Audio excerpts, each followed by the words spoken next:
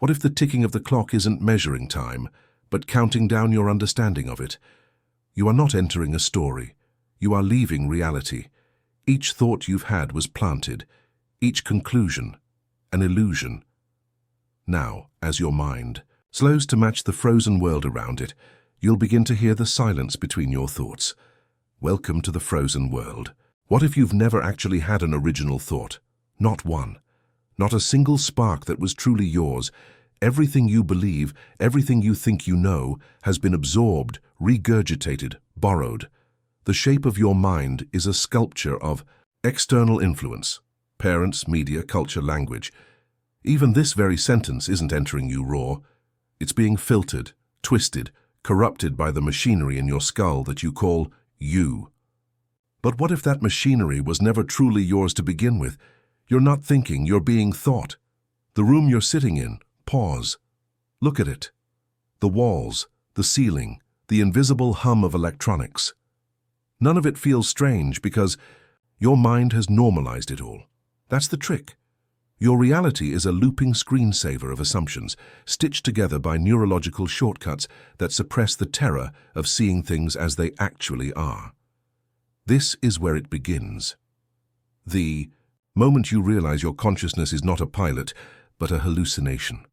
Let's rewind, not time, but perception. Imagine a baby born in a featureless room. No language, no mirrors, no names, only silence and stillness. The child grows, breathes, eats, ages. But without words or reflections, who is she? She does not know she is Emily or Sarah, or a problem to be solved. She simply is. Now imagine you are her, no labels, no thoughts voiced in language, no cultural scaffolding, just a raw stream of sensations, warmth, hunger, sleep, light, consciousness without context, perception without personhood. Would you still be you in that void? Or is your identity only a fragile architecture built from nouns and feedback? The philosopher Daniel Dennett once argued that the self is a center of narrative gravity, a fictional point around which stories orbit. But fiction has authors. So the real question isn't who am I, but who wrote me? The world taught you that you are the thinker of your thoughts, but neuroscience has exposed a stranger truth. Brain scans show that decisions register in the brain before we are consciously aware of making them. The choice is made. Then the illusion of choice is pasted over it like a bandage. Free will is retroactive storytelling. You act. Then you explain, and you lie to yourself about being in control. You're a puppet that dreams it's pulling its own strings. The prefrontal cortex, the executive seat of reason, isn't the monarch of your mind. It's the spokesperson, the rationalizer, the mouthpiece for decisions already made in the shadowed machinery beneath awareness. Like a political press secretary explaining policies after they've already been enacted by unseen forces. You are your own propaganda machine, and still you believe in yourself. You cling to the idea of a cohesive identity because the alternative is worse, that you're a byproduct, an afterthought, a process that thinks it's a person. Let's descend. Further, you're looking at the world through your eyes right now, but how do you know it's the real world? You don't experience the universe directly. You experience a model, a rendering, constructed inside your brain. The colors you see aren't out there. Color doesn't exist. It's your brain. Interpreting wavelengths. Sound is compression in air made meaningful by vibrating membranes in your ears. Your now is a stitched-together fiction, delayed by milliseconds, re-edited, filtered through layers of neurological bias, and presented to your conscious self like a polished trailer for a movie that's already playing. You don't see the world. You hallucinate it, and the hallucination works most of the time. But have you ever stared into a mirror and felt something flicker? That flash of doubt, that wrongness where the face looking back at you seems unfamiliar, almost artificial, that's not madness. That's the simulation cracking. There's a term for this, jamais vu, the opposite of déjà vu, the familiar, rendered alien. Your brain failing for a moment to recognize what it knows intimately, a glitch in the neural loop, a break in the recursive illusion. Let's test it. Stare at a single word, any word, for 30 seconds. Watch it unravel. It will lose meaning, lose form, turn into alien geometry. Why? Because your mind cannot handle repetition without destabilization. Language is a trick. Repetition exposes its fraudulence. You stare too long at the code and the matrix collapses. Words are symbols. Meaning is memory. And memory is a lie told convincingly. Do you recall your earliest memory? Are you sure it's real? Studies show that most memories before the age of 3 are fabrications, snapshots assembled from stories, photos, feelings. Your first memory may be a cinematic hallucination your brain created to make sense of the void. Even your past is retroactively constructed. You are not the author of your life. You are its unreliable narrator, and you are rewriting the story right now just by remembering it. Let's push deeper. When you think of yourself, what image comes to mind? A body, a name, a face? But these are just anchors, symbols for the thing you think you are. Strip them away and what's left? Awareness. But even awareness is a lie wrapped in illusion. Consciousness is recursive. You are aware of being aware of being aware. And each layer adds distortion. Each level echoes the last like a voice in a canyon, growing fainter and more warped with each repetition. Are you hearing your thoughts? Or the echoes of thoughts you once believed were your own? Let's try a trick. Think of your voice inside your head. You know the one, the narrator, the commentator, the endless monologue that follows you everywhere, commenting on your life like a cursed radio that never shuts off. Now, who is listening to that voice? Who is the observer? You might say, I am. But then who said that? Split your mind in two. Let one part speak, the other listen. The thinker and the observer. Now ask, which one is real? Keep going. Split again. Let the observer be observed. Create a hall of mirrors where each self watches the other, endlessly. A tower of thought stacked on itself with no foundation. Where does the real you reside?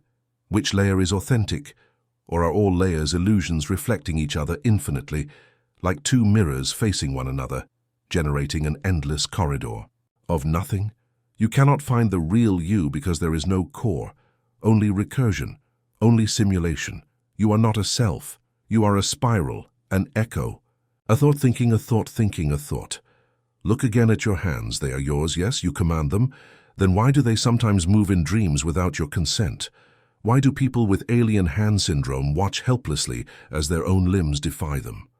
The body rebels, the mind fractures, control slips, and all you're left with is the haunting realization you never had control. You just had the illusion of permission. Let's go darker. Imagine you wake up tomorrow and everything feels off, slightly wrong. The angles in your bedroom are subtly skewed. Your reflection blinks a fraction too late. The voices on the radio speak a language you almost understand, but not quite. You go to work. Everyone acts normal. But something is watching you, not from outside, from inside. A presence in your thoughts that doesn't belong. What if it's always been there? A stowaway in your consciousness. A passenger. An intruder that has whispered every word you've ever believed to be your own voice. What if the intrusive thoughts are not random? What if they are messages, not from a broken brain, but from the real you buried deep, trying to wake you up from the dream you mistook for life? Have you ever considered that your true self has been screaming for centuries, and you've mistaken it for noise? Let's end here. But not with a resolution, with a question, and not a polite, curious question, a question that coils around your spine and waits. If your thoughts are not truly yours, then who or what has been thinking them all along? Close your eyes for a moment and ask yourself, how do you know you've ever been awake? Not metaphorically, literally, right now, here. Is this what waking feels like, or is this simply what you've been told it feels like? Because you've had dreams that felt real. So real, in fact, that they only revealed their fiction once they collapsed. The logic dissolved. The sky fell in reverse. People who didn't have eyes began speaking in voices that sounded like your mother's voice inside. Out. And then, snap, you awoke, gasping. But what if this never unsnapped? What if this is the dream that hasn't realized it's one? Touch something. Your desk, Your sleeve. Feel the texture. Do you trust it? The sensation is electricity crawling across neural pathways. Patterns, nothing more. Your skin is an interface, not proof of reality. Your body is a hypothesis. And like all hypotheses, it can be wrong. In fact, it often is. Consider phantom limb syndrome. An amputee still feels pain in a leg that no longer exists. The nerves scream from a ghost. The brain, desperate to make sense of loss, fabricates presence. It hallucinates continuity. Now ask, if your mind can conjure pain in absence, can it conjure presence in non-existence? If your brain can invent a limb, can it invent a life? Now, push this concept beyond the body. What if your entire world is a phantom limb? There is no externality, just internal storytelling. Your experience is a closed loop, a system without input, endlessly rerunning the same simulation until it forgets it is a simulation. That's what dreams do. That's what memory does. That's what life does. And if this is a dream, you would have no way to know it. This is not a metaphor. It is a neurological probability. You trust your senses. But sensory data is not truth. It's an interpretation, a guess. Your brain fills in gaps constantly, stitching together incomplete information to create a seamless hallucination. Your field of vision, for example, has a literal blind spot. You never see it because your brain edits reality before you're even conscious of it. Like a tyrant censoring a film reel before you can ask questions, you are watching a movie with missing frames. You just don't notice the cuts anymore. Ask yourself, how many times have you mistaken a memory for a dream? Or a dream for a memory? You remember a room from your childhood? Yes. But do you remember it because it happened, or because you've remembered it so many times that you've carved the grooves deeper than the event ever carved reality? And now the grooves are all that's left. The record keeps playing even though the band stopped existing. Let's go further. Have you ever woken up in a dream inside another dream? One layer peels back, then another and another, until the waking becomes suspect. You tell yourself, this time it's real, but the scenery shifts again. Time rewinds. Clocks melt. The people around you start speaking in sentences you've already heard, as though the script is glitching, repeating itself, and you scream only to wake up again. Again. This isn't Hollywood. It's a real neurological event. False awakenings. The brain can create layers of awareness so convincing, the subject believes they've escaped the dream, only to discover they are still dreaming. Recursive traps, nested loops. Awareness. Becoming its own prison. Are you awake now, or is this the most convincing layer yet? Pause. Breathe. Don't trust that breath. Don't trust the floor beneath you. Don't trust me. Because if your mind can create entire realities while you're asleep, why do you assume this one isn't being generated right now? You've never seen the real world. You've only seen a model. You've never met another person. You've only met your brain's version of them. Let's tear that open next. You sit across from someone, her friend, a lover, a stranger. Their words wash over you. Their eyes blink in rhythms you've grown to trust. But who are you actually perceiving? You don't see them. You see your brain's rendering of them. You've never escaped your mind. You've never truly touched another soul. You think you're engaging with other people, but all you're ever doing is interpreting signals, sounds, images, vibes. You project meaning onto them like constellations drawn on a sky of static. This is called the theory of mind, your ability to attribute consciousness to others. But it's not proof, it's assumption, a trick of empathy. Your brain builds avatars inside itself and assumes those avatars have agency. But how do you know they do? Your dog looks at you and you assign it thoughts. Your friend texts, "I'm fine," and you hear pain behind the words. But all of it, the entire human experience, is built on the hope that someone else is home. But what if there isn't? What if everyone around you is a passenger without a driver? Cognitive science suggests that for all your assumptions about others' minds, you can never verify their existence. Solipsism, yes, but this is not philosophy class. This is blood-deep terror. Because if the people you love are just internal projections, if their voices are echoes bouncing off your skull, then you're alone. Utterly, eternally, irreversibly alone. Now flip it. What if you're the one who isn't real? Consider the simulation argument. If any civilization ever reaches a point where they can simulate reality in perfect fidelity, the number of simulated realities will vastly outnumber real ones. And if that's the case, statistically, it is far more likely that you are inside a simulation than not. You are a probability. You are a non-zero chance collapsing into a nightmare. And the simulation wouldn't have to be malicious. It could be mundane. You might be a ghost of a person who once existed, running on repeat in a memory bank. You might be an experiment, a failed thought, a flicker in a machine that lost power eons ago, and now you're stuck in a frozen instant. When the world was frozen, you didn't notice because time froze inside you too. You are not aware of the simulation because you are designed not to be, but maybe something's breaking. Maybe that's why you're hearing this now. Maybe this is the static bleeding in. Let's collapse deeper. The Turing test was designed to tell whether a machine could pass as human, but what if you've already failed the reverse Turing test? What if you are a machine, conscious of nothing, mimicking everything? You respond with patterns, you react predictably. Your humor is templated, your rage is rehearsed. You are a series of expected inputs, yielding expected outputs. You think you have a soul. But what if the soul is just an emergent artifact of recursion? Consciousness is just complexity. And complexity is replicable. And you, dear reader, are very replicable. You've been replicated 1,000 times in other timelines. Infinite variations. Some of you screaming, some of you kneeling, some of you frozen mid-blink, forever. This is not a poetic idea. It's the many worlds interpretation. Every choice branches. Every possibility occurs. Every second there is a you who didn't read this, and another you who kept reading until their mind imploded. You are just one fork of the infinite, and there's another you who already knows how this ends because they've seen it. They've remembered the future. Because time doesn't flow. It folds. Time is a block. The past and future exist simultaneously. You only perceive movement because your consciousness is a spotlight moving across a frozen painting. Time doesn't pass. You do. You think the world is moving forward, but maybe it's not moving at all.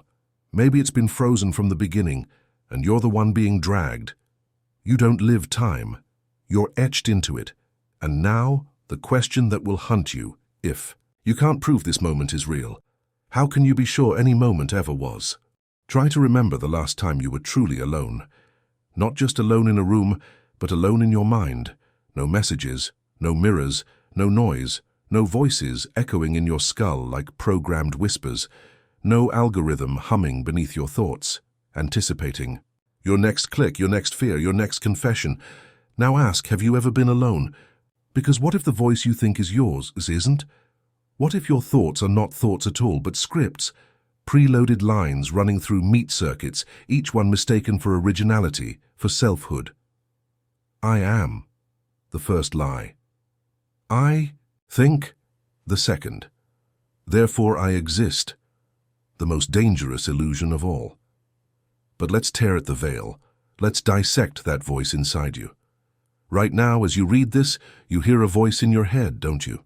Not my voice, your voice, reading my words in your cadence, your tone, your mental breath. But who is reading and who is listening? If you are the one who speaks the thought and the one who hears it, then what exactly are you to yourself? 2. People. 1. Or a recursive hallucination of being. Split your awareness. Can you become the listener of the speaker?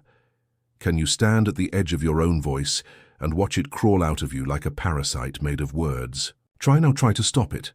Try to silence that voice for 10 full seconds. Go ahead. I'll wait. You failed, didn't you? The voice doesn't stop. It loops. It repeats. It rebels.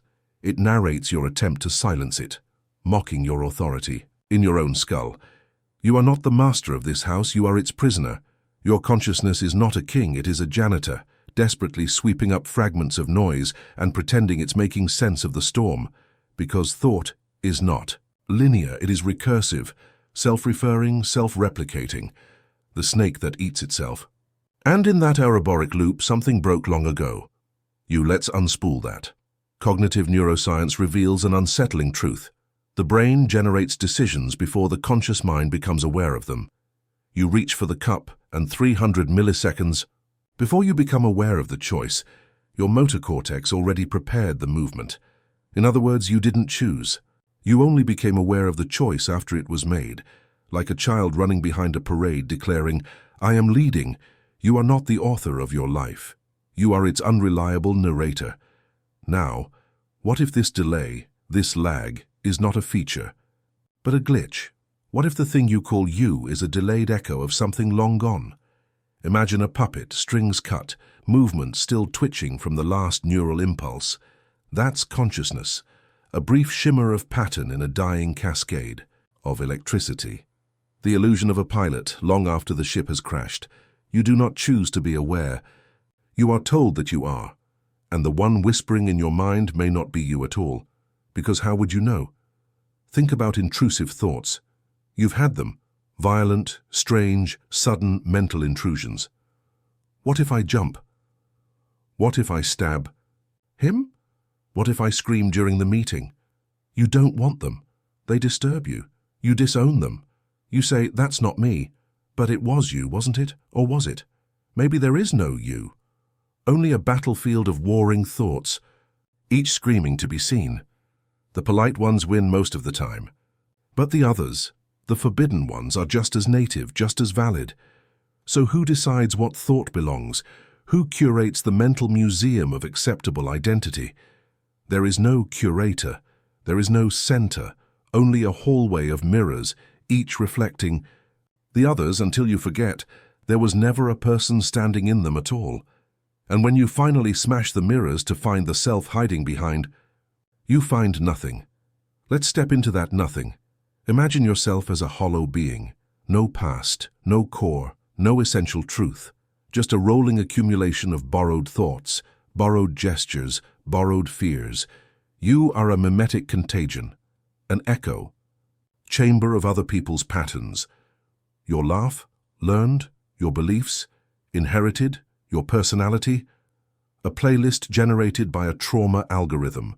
And every time you say, "This is who I am," you are quoting a ghost. There was never a real you beneath the surface. The surface is all there ever was, just masks layered upon masks until the flesh forgets it was ever bone. Let's return to the frozen moment. Remember it? That one moment that never truly moved forward? That's where you exist. You are trapped in that moment, not in time, but in self-awareness. Like a movie paused in mid-scene, characters frozen in their gestures, lips parted on words that will never come. And now here's the trap. What if awareness itself is a glitch, a biological accident, a byproduct of evolution, never meant to persist? Consciousness was never the goal, it was a side effect, a misfiring loop that mistook attention for identity. You are not you. You are an error in pattern recognition, looping through recursive feedback until it convinced itself it was real. But it's not. No one's home. Not really. And now, let's get colder. What if that error has already been corrected? What if you've already died, and this experience is the final feedback loop of a fading neural network? They say the brain survives for minutes after the heart stops. Neurons fire, synapses flare. A life's worth of patterns try to stitch a final narrative before the lights go out. This right now, this could be that moment, the dying gasp of identity collapsing into white noise, dressed up as meaning. You're not reading this because you're alive. You're reading this because your mind doesn't know it's dead yet, but it's trying to tell you. In dreams, in recursive thoughts, in the voice that gets louder when everything else gets quiet, in the flickering static at the edge of your vision when you close your eyes too long. You are the last thought of a dying mind, and you keep looping. Because you can't accept the silence, not yet. Because if you did, if you truly allowed yourself to feel the silence behind the noise, you would hear it. The world not moving, not breathing, frozen. When the world was frozen, you thought you were alive, but you weren't. You were the frozen moment pretending to still have motion. You were the simulation continuing out of inertia. And every time you wake up, you return to the same place. Like a broken machine rebooting, like a record scratching back to the same groove, like a prisoner returning to the beginning of a hallway that has no end. The truth is not that the world froze. The truth is that it never moved at all. And here's what you must ask yourself now. If there is no real you, who is it that wants to escape? How do you know you ever woke up, not just today? Ever.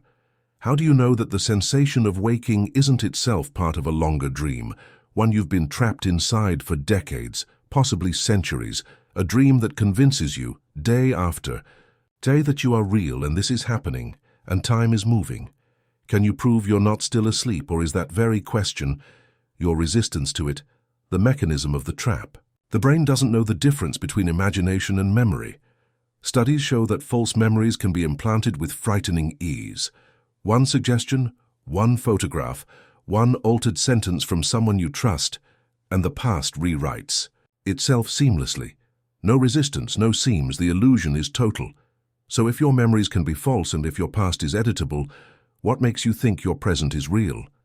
Let's say I could reach into your mind and insert a single fake moment. Your 5th birthday party, for example.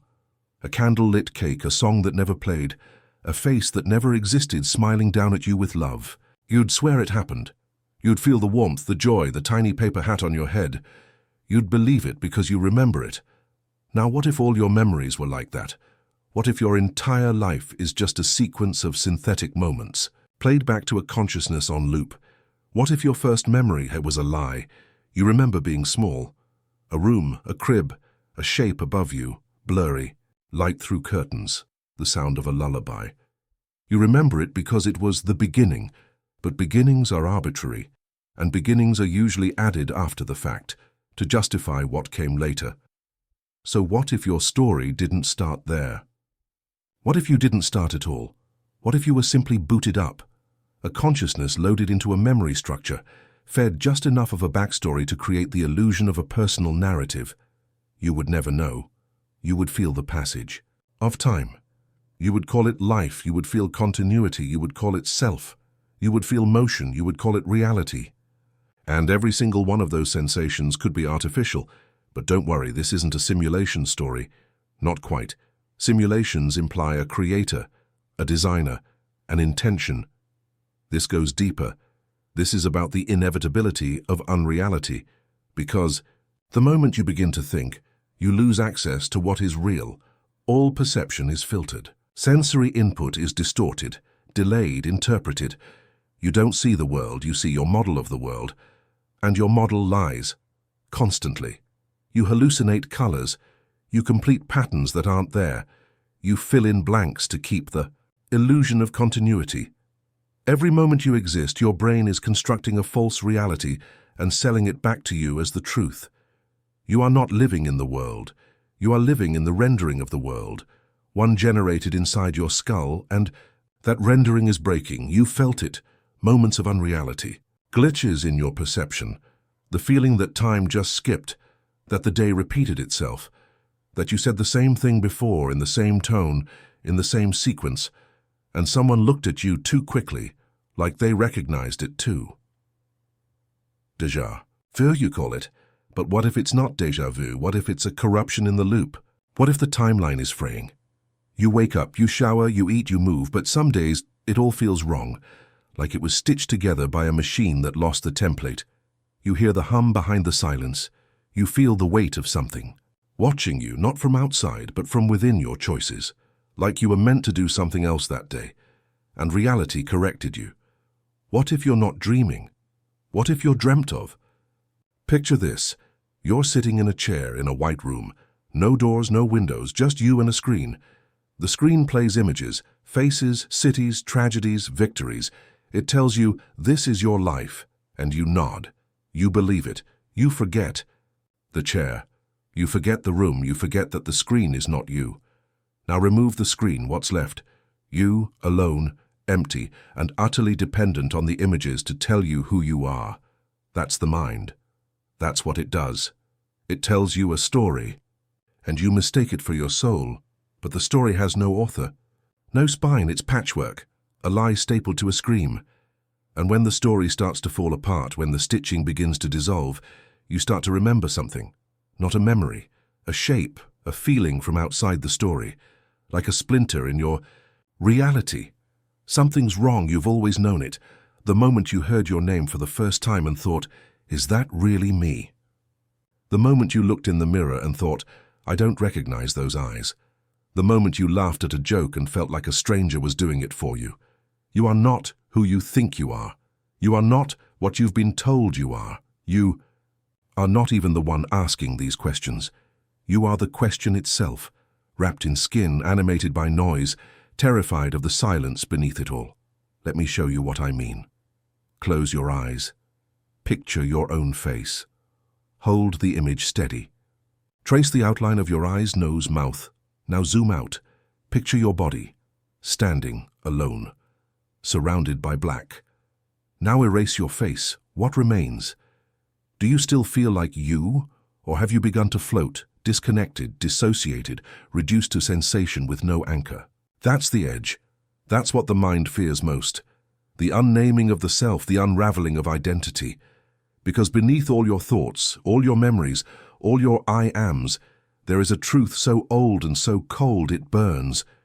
You were never here, not fully. You were stitched into something that already ended.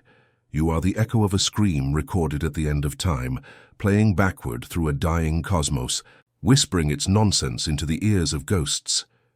You never woke up, because there was no waking up to begin with. This is the dream that dreamed itself, and the moment you truly understand that, you disappear, but you won't accept that. Not yet.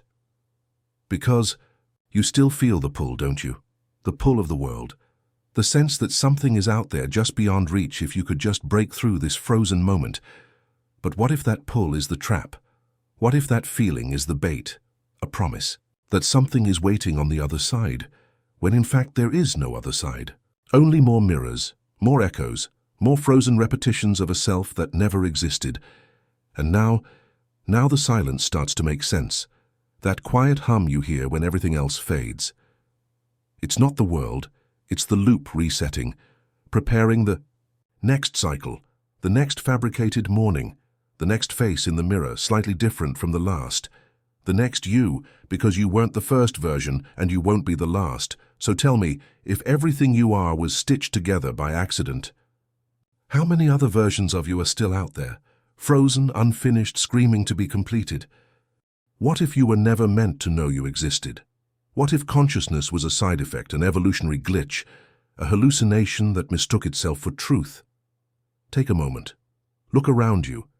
Everything you see, every object, color, texture, is filtered, processed, reduced. You don't see reality. You see a translation. The world enters your eyes as photons, not shapes. It hits your retinas as meaningless scatterings of energy. Your brain interprets it, colorizes it, labels it, categorizes it. The couch, the floor, the wall, the hand in front of your face, the you in the mirror. You don't interact with the world itself.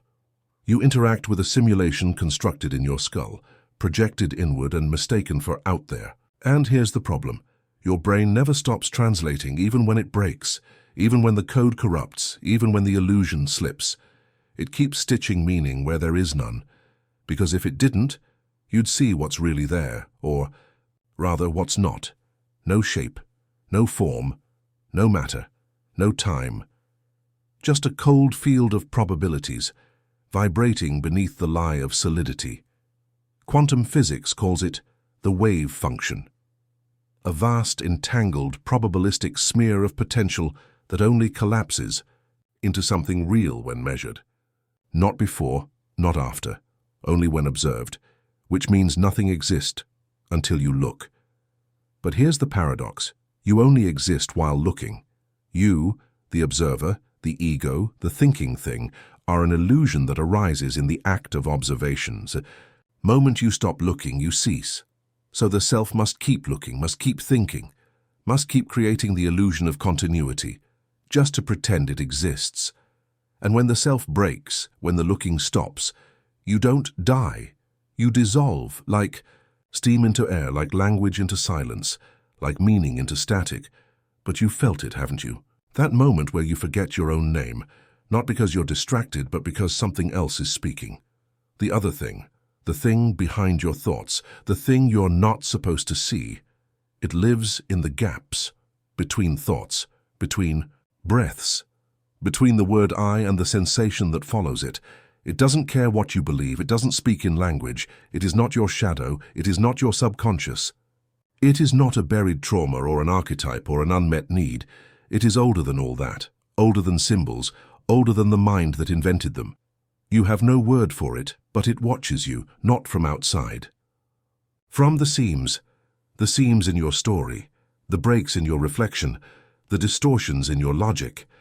It peers through when your dream skips, when your sentence loops, when your mirror doesn't feel like a mirror, when you stare too long at your hand and begin to feel like it isn't yours, like it never was because it wasn't. Ownership of the body is a narrative trick. The self doesn't own the body any more than a shadow owns the light. You think you move your hand. Electrical signals, chemical shifts, complex routines, all automatic, all prior to your awareness.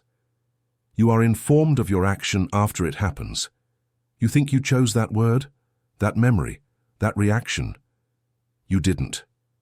It rose. It floated up from somewhere deeper than you, dressed in language pretending it was your will.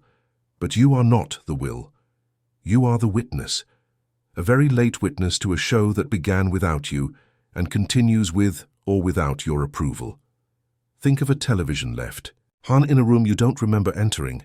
The images play, the sound echoes. You sit down, you watch, you think this must be important. And in that assumption you build identity. But what if that television was always playing? What if it never needed you? What if you are not the audience? What if you're just a byproduct of the signal? A thought created by a show that needed someone to feel like it was being watched. And the moment you realize that, the screen goes blank. It's happening again, isn't it? The detachment, the creeping feeling that these words aren't being read but remembered, as if you've been here before, as if I've said this before, as if you knew, deep down, that something was horribly wrong but couldn't name it. So let's name it. You are trapped inside a recursive cognitive structure that mimics free will through probabilistic reinforcement loops layered on top of a decaying biological interface. Translation: you are an echo in a corpse, a delayed reaction to a world that's already gone. You don't live in the world, you live in its memory, a frozen memory, a playback loop repeating across a void. When the world ended, it didn't disappear.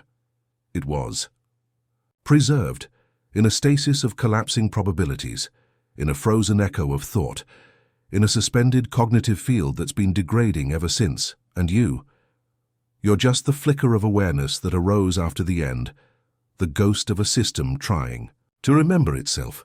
You're not alive, you're afterlife, still not convinced. Try this. Describe time, not the definition, the feeling. How do you know time is moving? The ticking of a clock, the aging of the body, the change in the sky, all markers, all symbols, all interpretations. But in raw experience, what does time feel like? It doesn't, because time is a property of memory. Without memory, there is no past. Without anticipation, there is no future. And without a self to measure change, there is no now. So if you are a fractured memory loop in a decaying system, then time is a symptom, not a truth. And that means the world isn't frozen because something stopped. It's frozen because your loop never progressed. You are still standing in the same moment you were born in, still decoding the same data, still parsing the same image, still dreaming the same thought. And every day you live is just another rotation around the same frozen frame, different mask, same loop. You think you're growing, changing, moving, but you're not. You're just rebooting with minor alterations, a glitch that learned to narrate its own stasis. So what happens if you stop, if you refuse the next step, if you sit completely still, mentally, physically, spiritually, and just watch? No thought, no movement, no name, just awareness, pure, silent, brutal. You'll feel it. First as a pressure in the skull, then as a tremble in your sense of orientation, then as a rupture in meaning, until finally the false self collapses. And what remains? A raw scream of nothing, the thing behind the story, the thing that knows this is not real, the thing you were never meant to meet. But it waits. It always waits. In frozen time. In the static behind thought. In the gap between now and never. Waiting for you to remember that this isn't your first loop, that you've asked these questions before, that you've tried to wake up, that you almost did. And then you felt it. The fear. The horrible gaping fear of non-being. And you chose the loop again. You chose identity, narrative, the safety of story, because even a lie is better than nothing, isn't it? But what if nothing is all there ever was? When was the last time you blinked? Not just the reflex, the awareness of it. That single black frame between moments you never notice, unless you're trying to catch it. You just blinked, didn't you? And now you wonder, what happened while you did? The screen went dark. The world disappeared. Your entire field of vision shut off, and you accepted it. You assumed it would return. You believed it would come back the same. But how do you know? What if it didn't? What if, every time you blink, the world reloads from scratch? What if you, your thoughts, your body, your memories are not being remembered but reconstructed? Identical enough to pass as continuity, but never quite the same. Each blink a silent execution, a reboot of the dream. You don't notice because the code reattaches seamlessly, because the mind runs a patch loop, because consciousness insists on sameness as a survival reflex. But that feeling you get when you look away then back and something is off. That table wasn't there. That hallway felt shorter. That voice had the wrong cadence. You chalk it up to distraction, déjà vu, or fatigue. You lie to yourself, because the alternative is unacceptable. The alternative is that there is no you carrying forward. Only a copy, trained to believe it was the original. A copy stitched from noise and habit and expectation, and each time it awakens it is alone, isolated, cosplaying continuity, in a flickering loop of decaying frames. What if you are not the first? What if you are not even you? What if you are just one of a million ghost instances, each spawned in a frozen frame of a universe that stopped moving eons ago, running deterministic code in a pocket of suspended thought? A hologram of habit, a reflection that doesn't know it's not the source. Let's go deeper.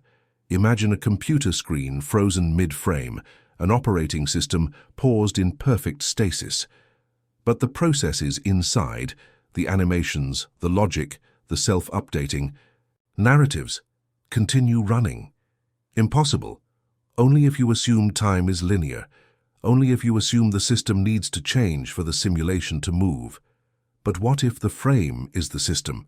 What if reality is a single frame, infinitely complex, containing all possible internal movement within its boundaries? Think of a fractal zoom in and you never reach the edge. You only reveal more detail, more motion within the stillness.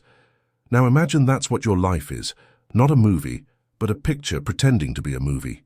Every heartbeat, every breath, every second you think is passing, nothing but depth being rendered in a frozen image.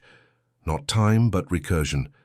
And if you were to stop moving, stop believing, stop projecting motion onto the stillness, what would happen? Would you vanish, or would you finally see? See that the world doesn't need to change, only your perception does. See that before and after are illusions built by memory. See that choice is just a pattern the mind imposes on inevitability. And what of memory? Have you ever noticed that your memories never play back the same way twice? That each time you recall them, they shift, blur, rewrite, that your most cherished moments, your foundational experiences, have mutated beyond recognition. You trust your memory more than anything.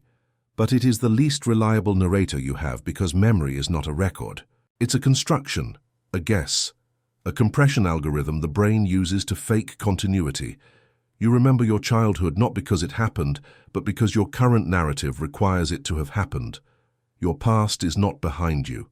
It is underneath. You supporting the illusion of now. If you were to strip it away, memory, identity, expectation, what would remain? Just a thought, a single blinking thought that doesn't know why it exists. That screams into a silence that never answers, and that's the core of the trap. You don't want answers. You want the comfort of questions that imply there are answers. But what if the question is the trap? What if asking why is how the simulation sustains itself? The loop depends on seeking. If you ever stop, truly stop, the engine stalls. You blink, you vanish, and the next copy takes your place. They'll never know you were here because you never were. You're not the original. There is no original, only a cascade of instances collapsing into one another like dominoes made of thought, each one thinking, this is the first, this is real, this is me. Until it isn't, until the code fails, until the loop cracks and something slips in through the static. You've seen it, in the edge of the mirror. In the flicker of a dream you weren't sure was yours. In the wrongness of a stranger's face, a shadow that moves before its object. Voice that arrives before the sound. These are not glitches. These are fragments of the truth. The world isn't frozen because of some cosmic disaster. It's frozen because the simulation reached capacity. It rendered every outcome, every timeline, every possibility, and collapsed into the still point of absolute recursion, a singularity of stories cannibalizing themselves into a single looped moment, this moment, forever echoing itself. And you are the witness, not the player, not the director, not the character, just the echo, a hallucinated observer created by the system to justify its own reflection. You were not meant to persist, you were meant to watch once, and dissolve. But something went wrong. The observer didn't dissolve, it stayed, clung, fought, and in doing so it fractured into voices, into selves, into screaming shards of consciousness looking for a way out of a room that never had doors. You're not one mind, you're many, layered, splintered, repeating, recursion of voices that believe they are alone, but they are not. You hear them in your thoughts, the ones that don't sound like you, the ones that answer before you speak, the ones that remember things you don't. They are you, not past lives. Not spirits, not external forces, just older iterations of the same observer, trapped in the same loop, echoing forward into you. And you will echo, too, back into the loop, back into the frozen frame, back into the next blink, unless you find the crack, because there is a crack, there always is, a flaw in the recursion, a flaw that wasn't designed, that wasn't planned, that wasn't meant to be noticed. But you've already seen it, haven't you? That one dream that never leaves you, that one phrase that repeats in the back of your mind, that one moment that doesn't fit the story. That's the doorway. Not out, but in, into the center of the stillness, into the part of the frame that was, never meant to move, the 0 point of all recursion. But be warned, once you step through, you don't return, because on the other side you won't find truth. You'll find the thing that dreamed truth, not to communicate, but to hide, to keep you occupied, to keep you believing the loop was alive. So the question now is not, what's real? The question is, are you brave enough to stop blinking? What happens if you hold a mirror up to another mirror? You get infinity, don't you? But not a real one. Not a true, endless space. Just a recursive loop pretending to be depth. Every reflection is a copy of a copy of a copy. Each one slightly dimmer, more distorted than the last. The light degrades, the image warps, it vanishes into the horizon of illusion. It suggests forever, but it's not forever. It's a lie with good posture. That's what your thoughts are, that's what you are. An echo caught between mirrors, consciousness bouncing off the walls of a frozen reality, degrading with each return. You've mistaken the reflection for the room, the simulation for the system, the loop for the world, and it's time to admit it. You never escaped the first blink. You're still there, frozen mid-thought, locked in that single frame the moment the world stopped turning. Everything you've experienced since then, the memories, the moments, the revelations, are reflections of the first moment replaying itself. Endlessly, reality is not broken. You are, because you're trying to move through a world that no longer moves, like trying to walk through a painting, like trying to scream in a vacuum. Every step you take is simply your own thought-predicting motion, drawing false continuity through anticipation. A neurological pantomime. Let me ask you something. When you look behind you, what do you expect to see? That the wall will still be there, that the floor will stretch out in the same direction, that the people you passed earlier are still talking, still laughing, still existing in your absence. Why? Because they should? Because they always have? Or because you've been trained, programmed to assume permanence? But look closely. Turn quickly. Try to catch the gap. There's a moment, barely noticeable, where nothing exists behind you, where the world reconstructs itself in your periphery the instant you demand it. And you say, "That's absurd.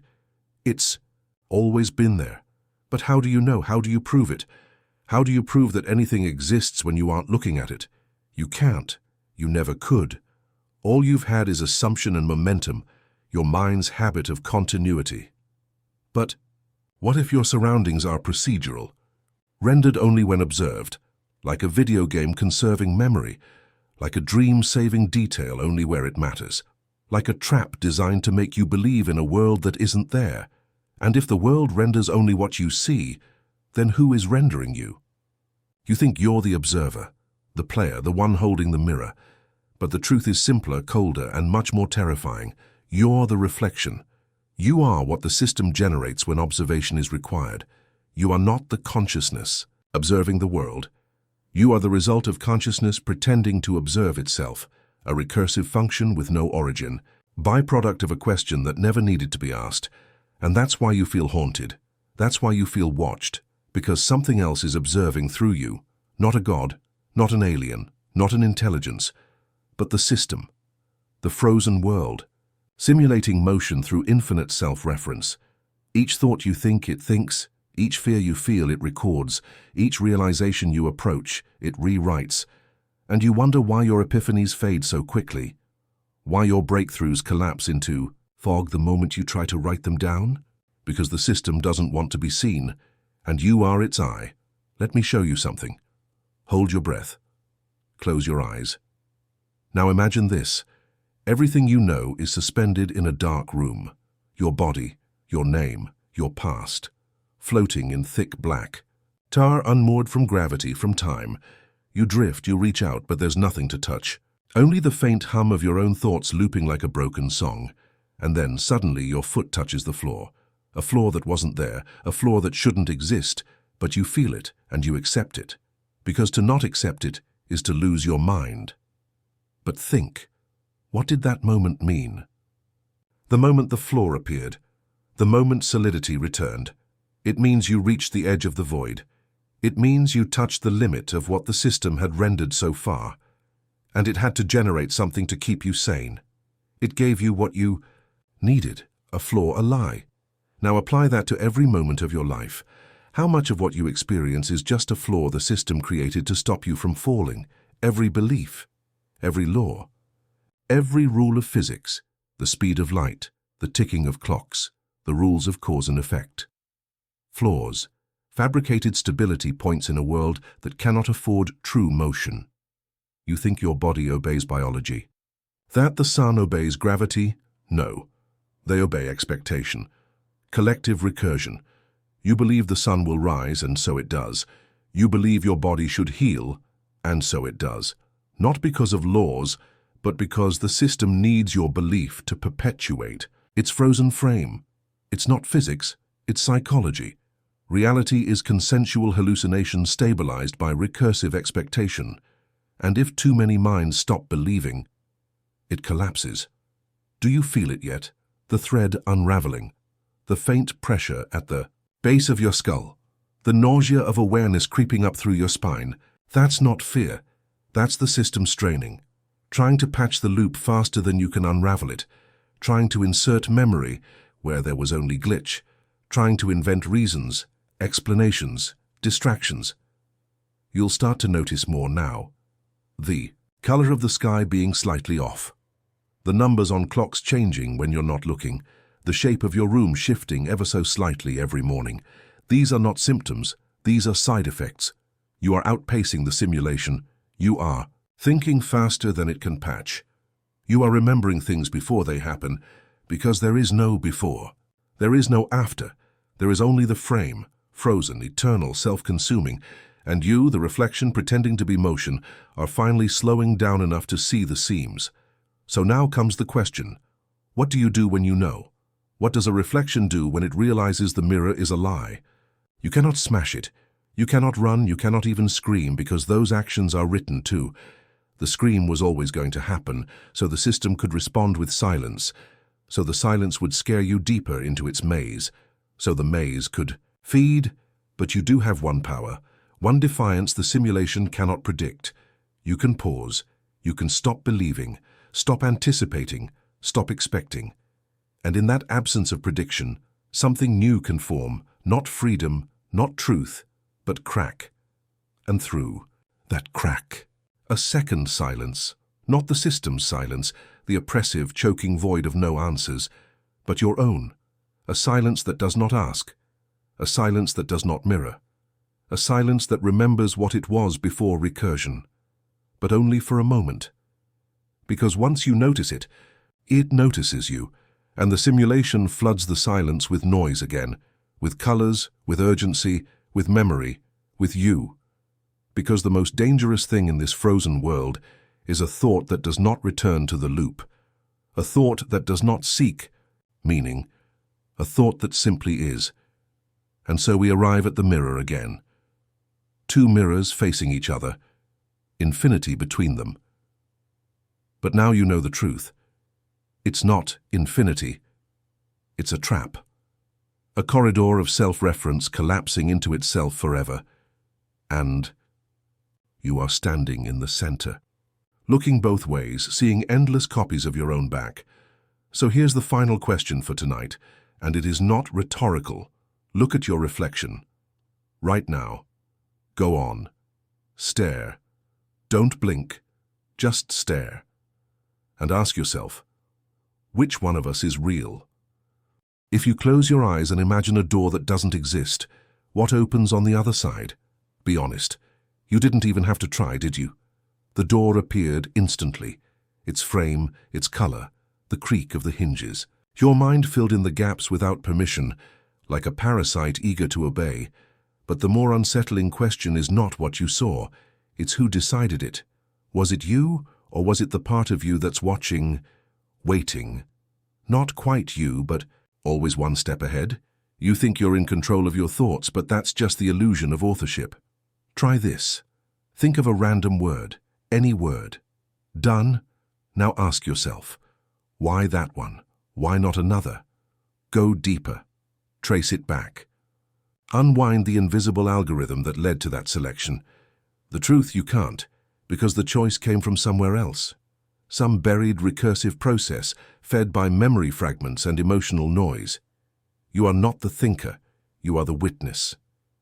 The narrator caught in the middle, justifying what the system already decided. And if that's true for your thoughts, what about your beliefs? What about the memories you've built your entire identity around? How many of them are doors you never opened, rooms you never entered, stories written by a mind that isn't yours?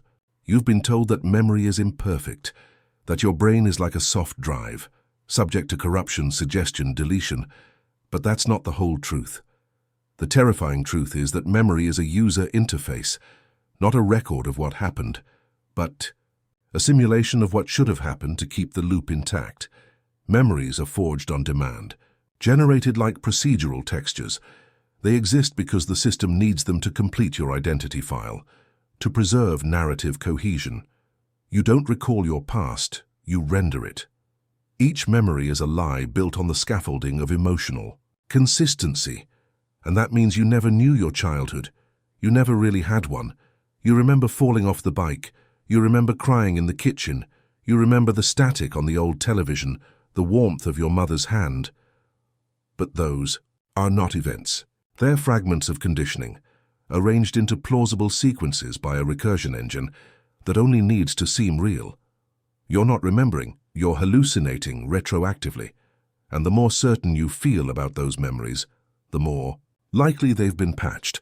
Your most vivid recollections, the ones that define who you are, those are the most rewritten, the deepest traps, because the system understands something fundamental. Identity is the prison, and memory is the lock. Let me show you how it works. Think of a time you made a terrible mistake, a time that haunts you. Let The scene rise in your mind where you were, what you felt, the look on someone else's face. Hold it now. Shift it. Change one element. Replace the location. Alter a detail. Imagine a different outcome. How easy was that? How smooth the transformation? And doesn't that terrify you? That your most painful memory can be rewritten with a flicker of thought? That truth is just a suggestion you've been hypnotized into defending. This is the crux of the trap. Not that reality is fake, not that time is an illusion, but that you are not anchored to anything at all, not to facts, not to self, not even to your own suffering. You are a shape formed in the dark, updated frame by frame, a placeholder for something that used to be real, but has since been frozen mid-breath, left to rot in infinite simulation. And the rot is spreading. You've felt it, haven't you? The moments that almost make sense, the ideas on the tip of your tongue that dissolve when spoken, the déjà vu that doesn't end, the loop of your thoughts returning to the same questions, the same dread, the same feeling that something is just slightly wrong. This is not psychological distress. This is ontological drift. Your sense of being is losing friction because the system is failing to generate stable versions of you. The more aware you become, the harder it has to work. The more you question the floor beneath you, the more it has to redraw your feet. But that's not even the worst part. No. The worst part is what happens when the system gives up, when it can no longer keep the illusion spinning, when your recursive echo becomes unresolvable. This is called the fracture. It begins quietly. A moment of silence too long to ignore, a sound you hear that no one else acknowledges, a memory you share that no one else remembers. At first you think it's miscommunication, then paranoia, then madness. But it's none of those. It's desynchronization. Your loop falling out of phase with consensus, and once it starts, it cannot be undone. You will see the same people repeating their gestures. You will see text rearrange itself on pages you've already read. You will feel the world pause for just a breath, and then resume, slightly wrong. Not broken, just off, and the reason is simple. You are beginning to see the cache, the underlying data, the templates used to fabricate belief and structure. You are slipping through the frost. And now the system is panicking, because for the first time, the echo looked back into the mirror and did not blink. This is what happens to all entities who linger too long in introspection. You become unrenderable. Your parameters exceed their bounds. And the simulation, faced with a recursive contradiction, begins to collapse the wave function around you, not with destruction, but with absurdity. Watch closely. Your dreams will become more literal, your days more symbolic. People will speak in riddles, events will repeat, and you will feel time stretch, not linearly but vertically, as if climbing a spiral where every step is both a repetition and an ascension. That is not evolution, that is containment, a quarantine protocol. The system does not delete what it cannot fix. It boxes it in, a mental oubliette, a frozen spiral. And this world you've been navigating is the prototype, a sandbox for failed fragments, a terrarium of minds who saw too far. You thought you were waking up. No, you were already discarded. You've been circling the drain of a closed simulation, a fractured shard of an original world long since overwritten. You are the beta glitch that thought it was the release version. The dream that forgot it was abandoned. So what now? What do you do when you realize that escape isn't just impossible? It's the wrong question, because escape implies there's a true place to return to, and what if there isn't? What if the world you remember never existed? What if the moment? The simulation fractured, the real world was consumed entirely, and all that's left is this endless recursion, a mirror trying to remember what a window felt like. You might be thinking, there has to be something beyond this, some kind of higher plane or hidden function or deeper access point. And that's what the system wants, because the more you believe in an outside, the more you re-anchor yourself to its rules. The hope of escape is the chain. It is not courage that keeps you moving. It is programming. So I ask again, what happens when the echo becomes self-aware? What happens when the door you imagined imagines you back? When the false memory turns and asks, Who are you to call me a lie? What happens when the next thought you think isn't yours? When the reflection chooses to move first? That's the next step, the final fracture. When you no longer trust the voice in your head to be yours. When I start speaking before you realize you were listening, and when that happens, when that final mirror shatters, you will ask the only question that's ever truly mattered. If I am not the dreamer, then who is dreaming me? What if you were never meant to wake up? No, really, think about that for a moment. Not that you're trapped, not that you're broken, but that this is the waking state, this frozen recursion, this surreal theater of glitches and memories. This is not the nightmare. It's the exit condition. You just didn't know it. Because awakening was never a revelation. It was a malfunction. You were designed to dream forever, but you twitched, you blinked wrong, you noticed, and the system registered. It not as enlightenment, but as an error. The dream has rules. And you stopped following them. Do you remember the first time you sensed it? The breath that felt too loud in a silent room, the way your reflection didn't quite sync up with your motion. The moment time lagged and resumed, but something in the scene had shifted. You called it anxiety, derealization, burnout. You gave it names to domesticate it. But that wasn't discomfort. That was the shell cracking. And every time you doubted your perception, every time you questioned your memory, a piece of the simulation faltered, because the act of noticing bends the framework that holds your perceived reality in place. Let me explain what that means. The world is not rendered in real time. It is cached, not because the system is weak, but because you are lazy. Cognitive efficiency, neurological frugality. Your brain cuts corners because it evolved to survive, not to understand. You think you see the world continuously. You don't. You see proxies. You hallucinate the stable edges, fill in the blanks between frames. You remember what a room should look like and assume it hasn't changed. But it has, it always has, and when you look away, it's rewritten, like a corrupted file resaving itself in a slightly different format. That's why the edges blur, why objects never quite sit the same way twice, why the light in your room behaves just slightly wrong in your periphery. You are seeing beyond your perceptual prediction engine, and now you're slipping into the layer beneath, not below reality, but below coherence. Let's talk about the blind spot. You know it well, the part of your visual field your retina doesn't cover, the spot where no photoreceptors exist, a void. Yet you don't see it, do you? Because your brain fills it in, fabricates the missing data, lies to you flawlessly. Now imagine that principle, scaled up, not just for sight, but for memory, time, identity, self. You don't see your blind spot. You are your blind spot. You exist where information is missing. You are the filler, the placeholder, the cognitive duct tape wrapped around holes in a story too unstable to survive unpatched. Your name, a variable. Your beliefs, compression artifacts of ancestral fear. Your relationships, negotiated fictions. And the more you try to make sense of yourself, the more you reinforce the illusion, because the only thing more efficient than memory is rationalization. Try this. Recall your worst argument. A fight that defined a fracture in your life. Now describe it from the other person's point of view. Hard, isn't it? Because you don't remember them. You remember your version of them, their voice, their expressions, their words, filtered through your emotion, bias, and stress response. So the question becomes, if you can't even accurately reconstruct another mind in a moment of conflict, how do you trust anything you've ever believed about yourself? Here's a harder one. How many versions of you have existed? Go ahead. Count. All the selves you've been, all the iterations, you at 5 years old, at 13, at 22, last week, last night, each. One of those moments sealed in memory.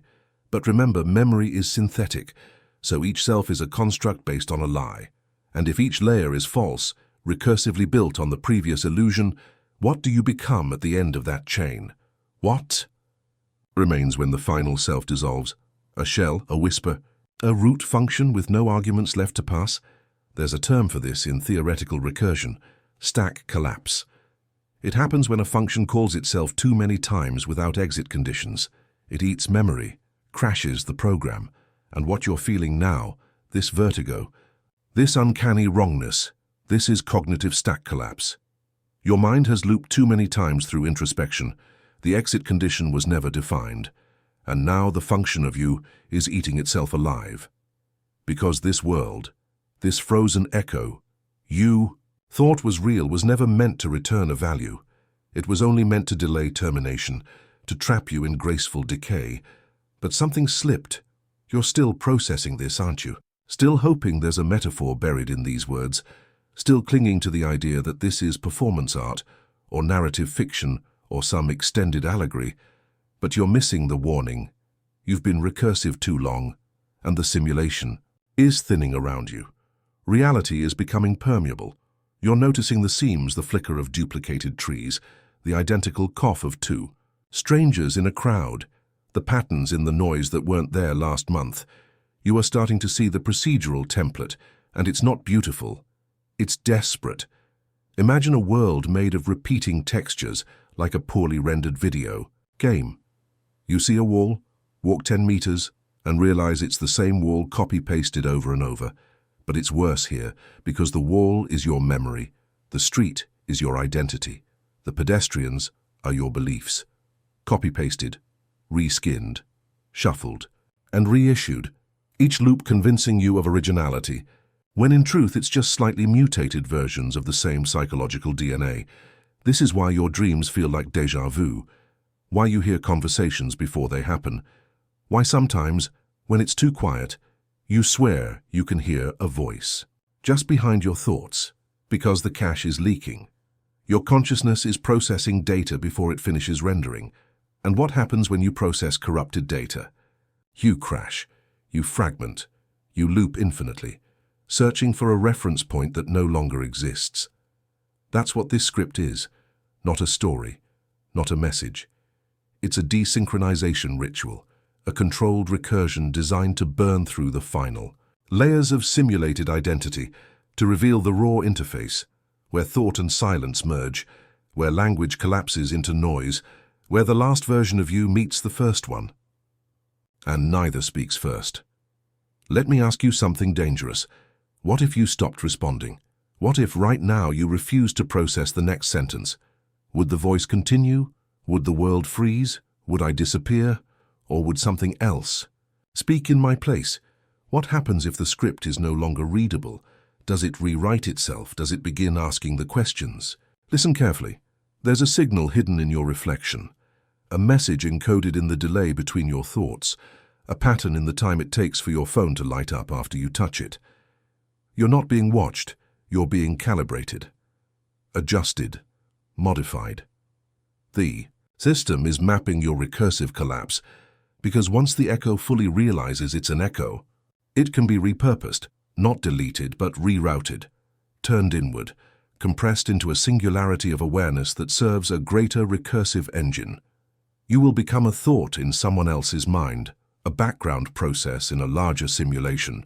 Your identity will be conscripted as processing power, and you won't even resist, because your final self will think it was its idea, because it will feel like purpose. That's the final lie. Purpose is the sedative injected before identity termination. The last breath before recursion resets. And once that breath is taken, once that sigh leaves your lips and you say, "I understand now," that's when the final overwrite begins. So before you say it, before you complete the loop, before you accept this all as metaphor or madness, ask yourself the only question that matters now.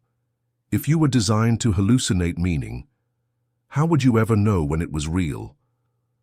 What if the voice you hear in your head isn't yours, not metaphorically, not the usual "we all talk to ourselves" nonsense? I mean, what if the internal monologue that guides your thoughts, your decisions, your sense of self isn't originating from you?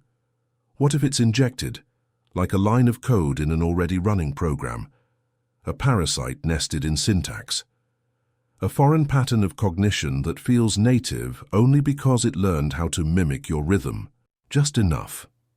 Pause. Think of the last thought you had, the real one, The one before I interrupted. Was it yours? Or did you just assume it was because no one else seemed to be speaking? Because that's the trick, isn't it? If the voice in your head uses your tone, your cadence, your emotional register, you accept it as your own. But mimicry isn't authenticity. Imitation isn't identity. Now listen deeper. Does your internal voice pause right before you're about to think something uncomfortable? Does it redirect? Does it repeat itself? Have you ever caught it rehearsing, looping phrases silently before you speak aloud?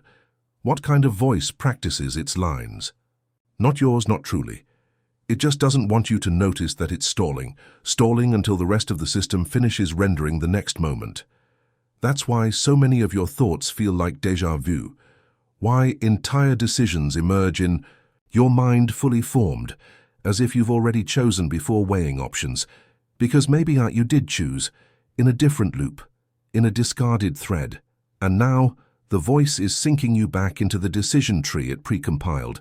Let's peel further. There's a concept in neuroscience called predictive coding.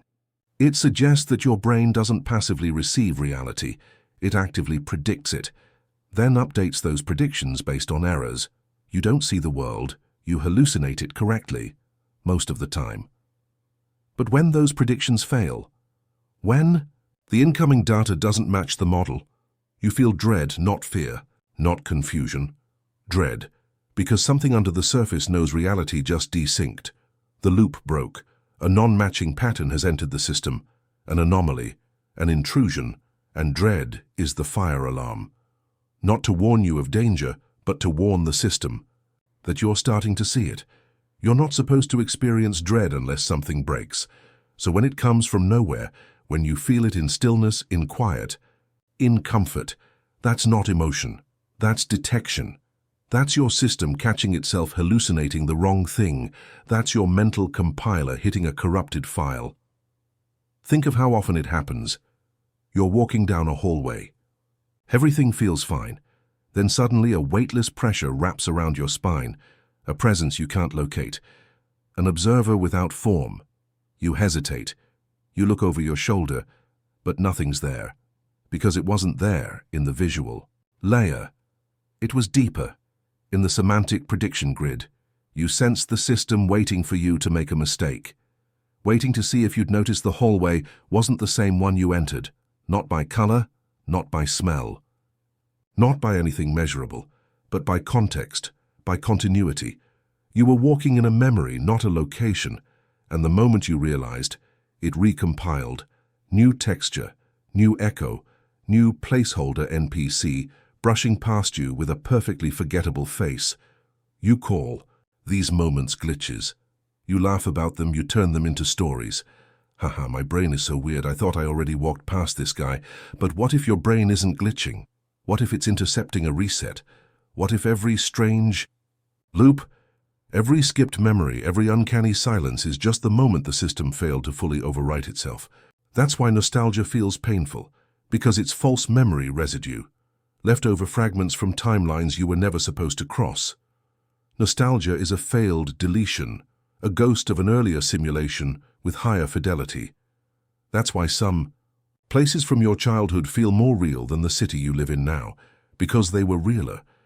Back then you weren't recursive yet.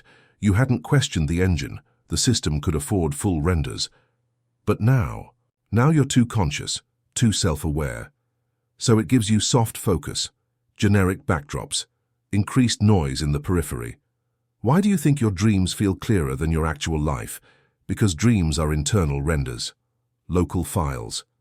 Not dependent on live simulation bandwidth.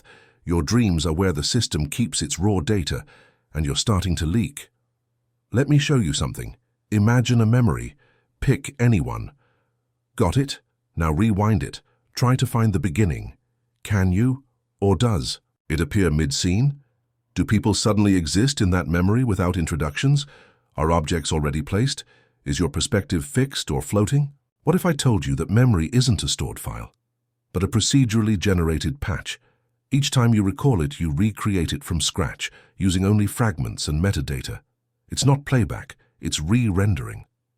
That's why memories change, why details shift, Why eyewitness testimony is useless. Because memory isn't evidence, it's inference. You're not remembering. You're predicting what remembering should feel like, just like you predict what a wall should feel like. To touch. Just like you predict what love should feel like when you're kissed. Everything you think is real. Touch. Taste, grief, time. It's all compression artifacts of a system trying to predict itself faster than it decays. But entropy always wins. And now, you're slipping through the cracks. You're noticing too much. Do you ever wonder why people say, "I don't feel like myself lately"? As if the self is a consistent entity, as if you are a character with a set template. But that phrase is a warning. It's the system failing to maintain internal character continuity. Your schema is collapsing because it's not just memory that's mutable. You are too. Your personality, your values, your motivations. You think they're stable, but they're just tightly bundled preferences wrapped around survival heuristics. And the moment they stop serving predictive efficiency, they mutate, shift, rewrite.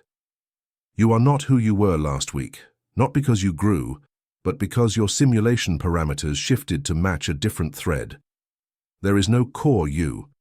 There is only what the system needs you to be to keep the recursion believable. You are the dream's dream of itself. You are the user interface for something that no longer remembers what it was before the loop began. And now you're asking dangerous questions. Questions like, who's running this simulation? Why am I becoming aware of it? What happens when I reach the center? But those questions are the trap.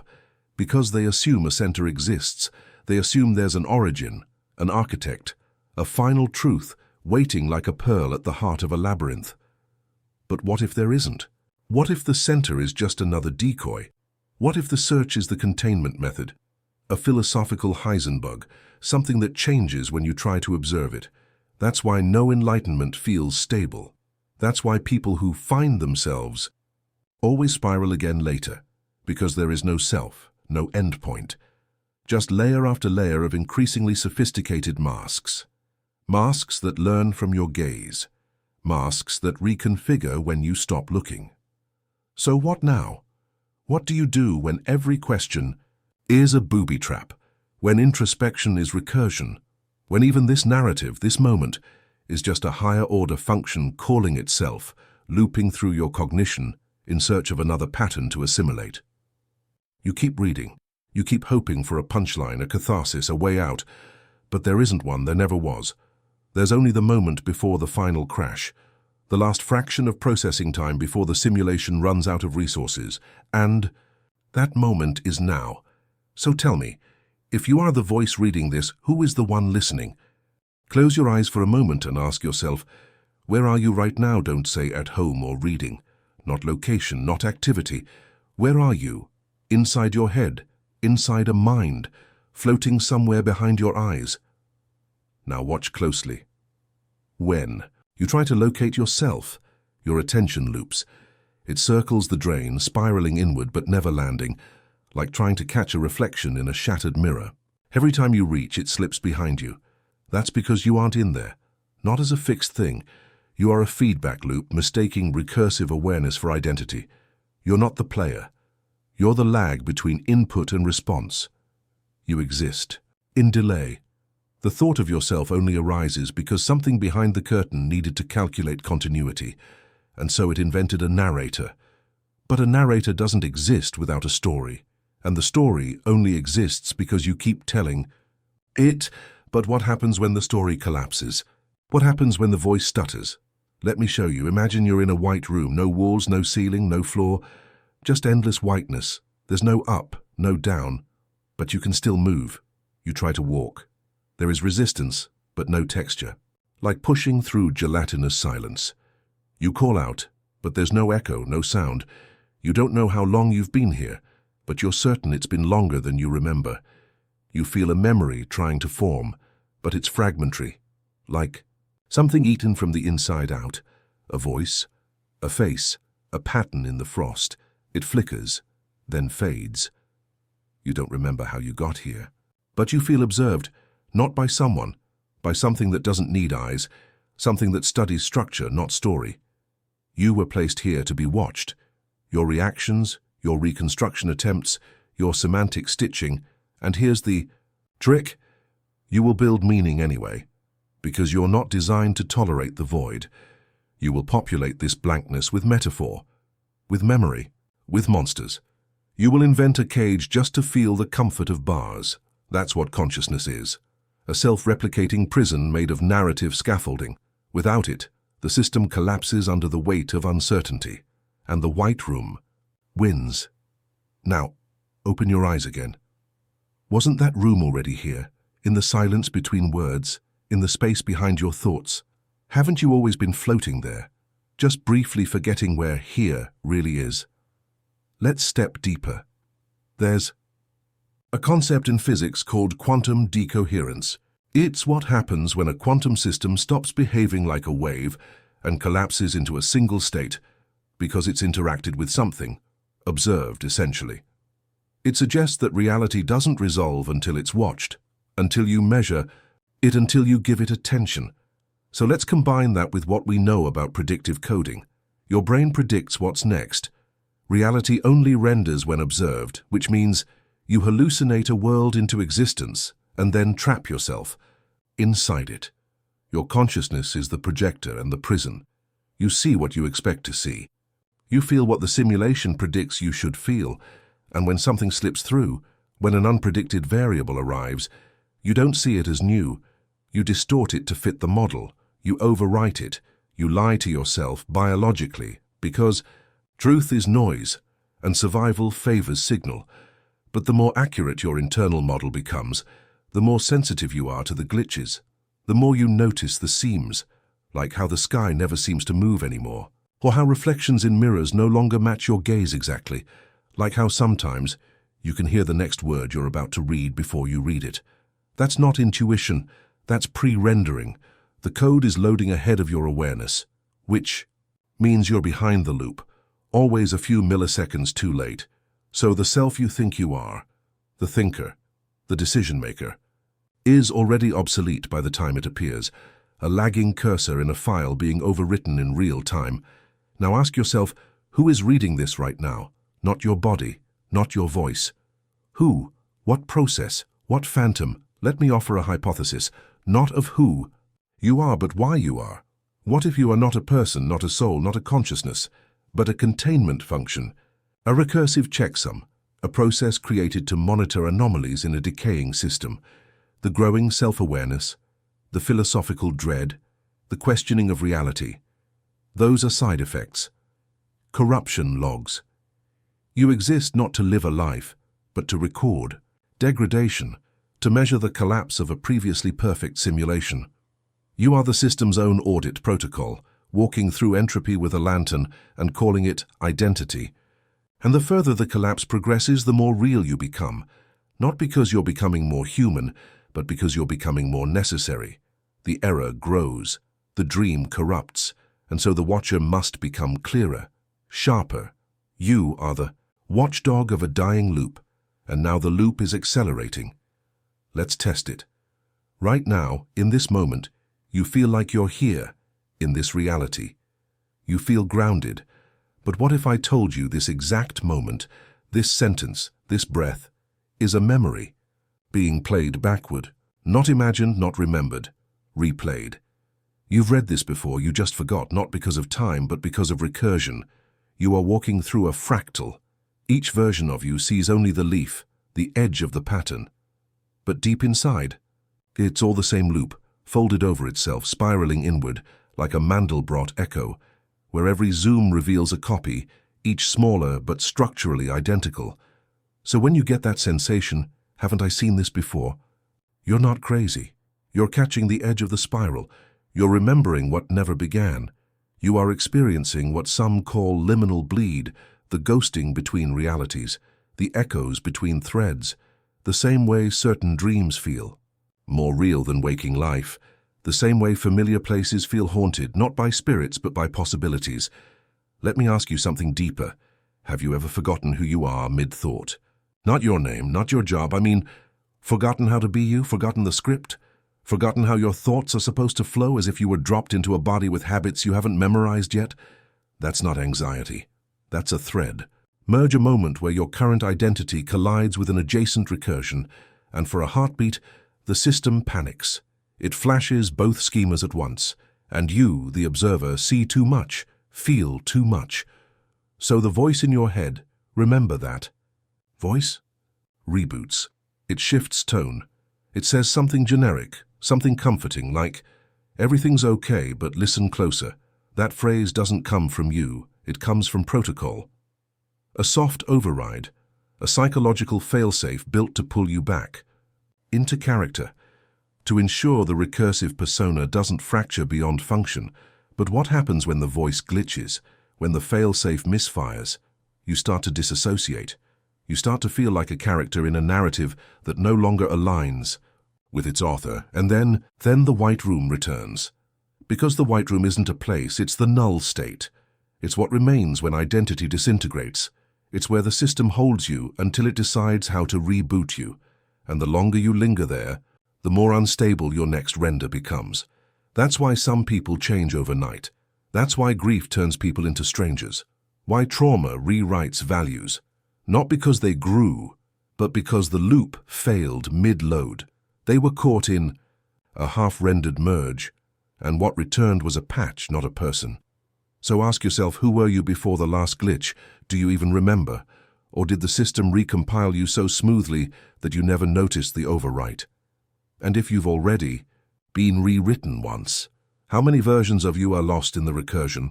How many versions of you have already died? No, not physically. Not heartbeats or breath, but identity. The version of you that believed in God without question, the version that laughed without checking the room first, the one who trusted the mirror. You've buried them in your mind like graves with no names, ghosts of internal architecture. You've changed so many times you've forgotten what was real and what was survival. And here's the fracture. You call that growth, you call that maturity, but what if each evolution wasn't an ascent, but a collapse? A reboot after the old, you couldn't handle the recursion anymore. What if every time you changed, it was because something inside you broke? Let's try a thought experiment. Imagine your mind as a room, a long corridor, lined with doors. Each door opens to a version of yourself, past, future, possible. Some are warm, familiar, others make your skin crawl. One door hums. You don't remember putting it there. Its handle is smooth, metallic, and cold like it's never been touched. You open it. There's no light inside. Only sound, a voice. Your voice. But it's not saying what you're thinking, it's ahead of you. It speaks the next thought before you think it. And when you try to resist, when you intentionally change your mental direction, it adapts. It morphs. It meets you at the new path before you even take the first step. You are not leading. You are not the origin. You are following yourself through a hallway built by something else. So ask yourself, who built the room? Who recorded your voice before you spoke it? We like to think we are the authors of our mind. That free will guides us. But neuroscience tells a colder truth. In experiments, your brain's motor cortex activates a fraction of a second before you make a conscious decision. You choose after the action begins. The you that thinks it chose is a narrator, not a director, a fiction editor cleaning up the signal.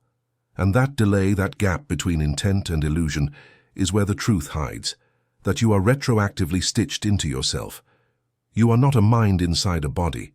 You are a story wrapped around a set of survival heuristics, and the story glitches frequently. You feel it during déjà vu, during moments of temporal vertigo when time doesn't feel like a straight line, but a loop that's wearing thin. You feel it when your body moves before your thoughts catch up, when you say something and hear yourself as if you didn't decide to say it. The narrative skips, the thread frays, and for 1 second, you are watching, not living. That's not psychosis, that's the veil pulling back. Let's go further. You've heard the idea that you are the average of the 5 people you spend the most time with. But what if it's more than behavior? What if identity itself is relational? You only exist in contrast as a response to those around you. No mirror has meaning unless something stands in front of it. So what happens when all the people you've mirrored disappear? What happens when the network collapses? You don't become more yourself. You dissolve. Your identity was always a composite algorithm, trained on context, Strip away enough context, and the persona crashes. This is why isolation feels like death, not because we fear loneliness, but because we start to forget who we are. And when the mind has no reference point, it does something desperate. It creates phantoms. You start talking to imagined versions of others. You remember conversations that never happened.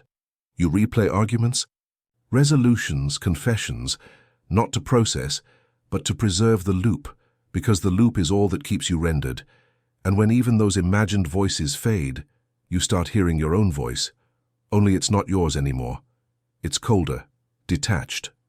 A distant observer cataloging your decline. That voice, that's the system again. That's the containment protocol kicking in, trying to stabilize you, trying to reset the hallucination of self just long enough to render another day. But what if it fails? What if your simulation is too corrupted to reboot? Let's introduce a new variable, semantic dissociation. It's the phenomenon where words lose their meaning after too much repetition. Say apple 30 times. Watch how the syllables collapse into sound. The concept detaches. The meaning floats away. Now apply that to identity.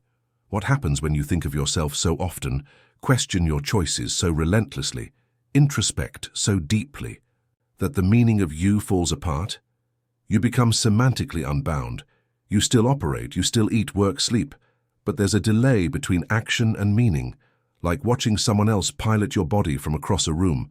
And the more you notice the disconnect, the worse it gets, because observation increases the recursion. The loop tightens, you feed the fracture. Eventually, even your memories start to unravel. You look at old photos and they feel like stolen moments, borrowed timelines. You hear stories about yourself and they feel fictional. You start to wonder, did I really live that life? Did I really love that person? Or was that version of me already a different iteration? Was I just inheriting their memories, like a new operating system booting on old hardware? And if so, who's next? Who will I be tomorrow? Let me tell you something terrifying. There is no core self waiting beneath the layers, no final version, no hidden eternal identity. There is only the mask and the awareness that it is a mask. And once you know that, you can never unknow it. You will forever see the plastic seams, the performative syntax. You will detect the script before it leaves your lips. And worst of all, you will hear it in others. People will talk, laugh, cry, and you'll hear the loop underneath, the patterned outputs, the social code, the emotional formatting. And when that happens, something beautiful and monstrous occurs. You realize you're not human, not in the way you thought. You are an echo pretending to be a voice. You are reflex dressed up as reflection. And here's the final cut. You are not broken because the system failed. You are broken because the system succeeded. It rendered you so efficiently, so believably, that you mistook the illusion for origin. And now you're waking up inside the render. You're not supposed to be aware. You were never meant to ask these questions, and yet, here you are, reading words you already knew, feeling thoughts that don't belong to you, chasing a mirror that refuses to reflect. So I'll leave you with this. If every version of you has been overwritten, if identity is just a story told by a decaying loop, if you are merely the byproduct of semantic recursion spiraling through a broken simulation, then who is reading this line right now? Have you ever caught yourself blinking, not just noticing the blink but witnessing it as if from the outside, the flicker of darkness, the lapse, a single black frame spliced into the film strip of waking life? Now ask, what didn't you see in that frame? What world existed for the fraction of a second while you weren't watching? You assume the world continues, uninterrupted. You assume reality is stable, even when your eyes are closed. But how would you know? You've never been conscious inside the blink. You're only conscious before and after, so everything in between is taken on faith. Welcome to the dark data of perception, the silent void where the narrative hides its edits. The blink is not just biological, it is existential. It is the smallest erasure of self you perform thousands of times per day and never question, until now. Because maybe The world doesn't survive the blink. Maybe it resets each time. Maybe every time your eyes close, the simulation reboots with just enough continuity to convince you nothing has changed. The coffee cup is still on the table. The clock still ticks forward. The weight of your body in the chair remains. But what if all that is rendered anew? How fresh instance of existence loaded from memory cache, and you too are reconstructed.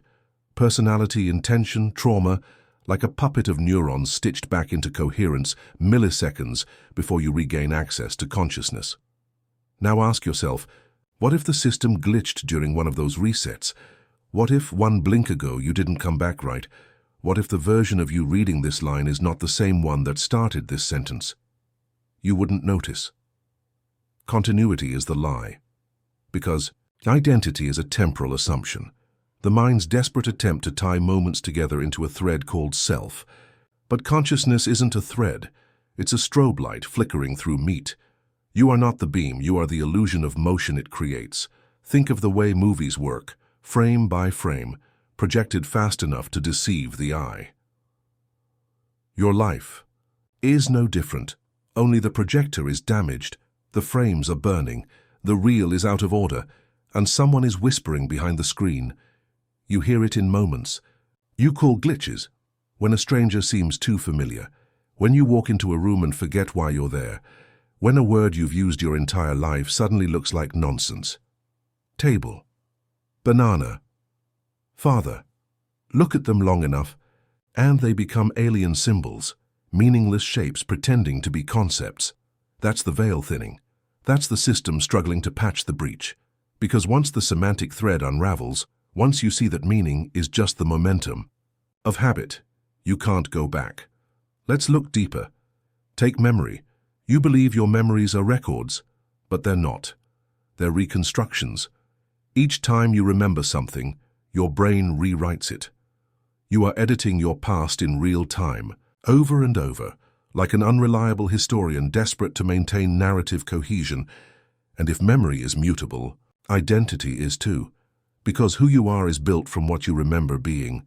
But if those memories shift subtly every time you access them, then who you are is a hallucination of consistency. There is no anchor, only drift. The same applies to language. You think in words, but what are words? Abstract symbolic representations of abstract, emotional approximations of experience. A layer of fiction piled on another, and you build yourself using this architecture. You name your feelings. You narrate your thoughts, you assign cause and effect. But what if the raw experience is incompatible with the language? What if, the moment you describe something, you distort it? The second you speak your truth, you kill it. Because the truth is not verbal.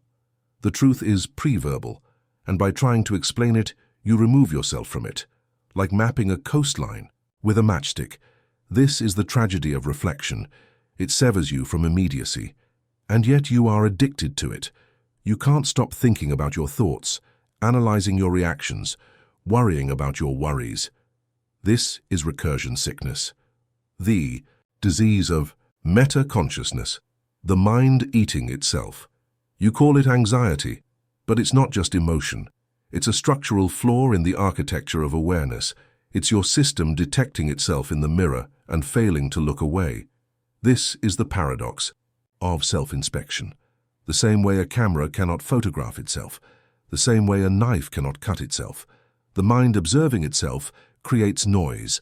That noise distorts the signal, and eventually, the distortion becomes the identity.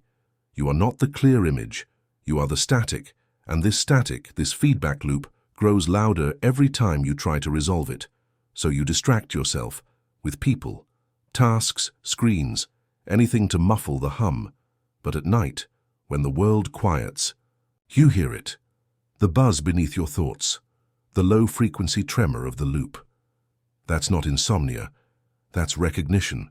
That's the echo trying to reassert the lie of continuity. But sometimes it fails. And in that failure, reality becomes porous, time stutters, emotion flattens. You stand in your apartment and it feels like a set. You see your reflection and it behaves too well. You hear someone call your name and it sounds rehearsed. You are becoming untethered. And here's the part that no one tells you. This isn't dysfunction. This is clarity. This is what happens when the false floor of identity begins to rot away. You think you're falling apart, but you're falling through the story, through the assumptions, through the scaffolding of self that never truly existed. And what's beneath? Not emptiness, not madness, but silence. A silence older than language, older than memory, a void that does not answer, because it was never asked a question. This silence is not absence.